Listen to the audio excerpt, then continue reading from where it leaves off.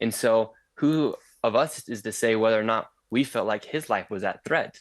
Maybe he felt like his life was at threat, and therefore that's why he shot. And why is that lady impeding a federal law investigation in front and has her car stopped while they're doing a targeted ICE raid? And so there's wrongs on both sides, but you can't justify. No one wants to see a woman get killed, but you can't also say, well, that officer was in the wrong because maybe he did think that his life was at threat. And when we watch the video, it's instantaneously, it's within a few seconds. Well, it's interesting, Tim Miller, sorry, because Piers. Tim, I mean, the point I would make, Tim, is that from a purely legal perspective, put aside the morality of what happened or anything else, from a pure lawful perspective, I suspect it's quite likely that this officer will not end up being successfully prosecuted for this. Look, that's going to be a question for a jury, Piers. But the point, look, people are on the right. A lot of folks are praising Nick for just honesty in journalism when they felt that there was, not honest things were being said about the daycares.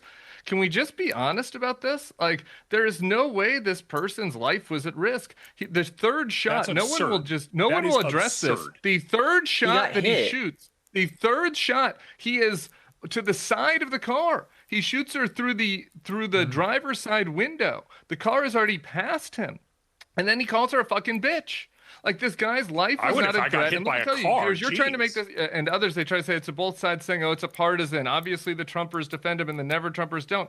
That's not true. If you look at Tim Dillon, who's a pro-Trump podcaster, Joe Rogan just today has said this was totally inappropriate and wrong. Piers, at times you've called it both ways, but you've been friendly with Trump. You're seeing it clearly. Only 28% of the country in a recent poll said this shoot was appropriate, including only 64% of Republicans.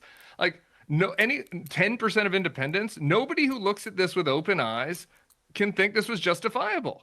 I'm sorry, that's just the truth. Like, we should just be honest about this. Like, there is no reason to kill that woman with her kids' toys in the passenger seat. Well, Will Chamberlain, why do you say Tim Miller's making that up?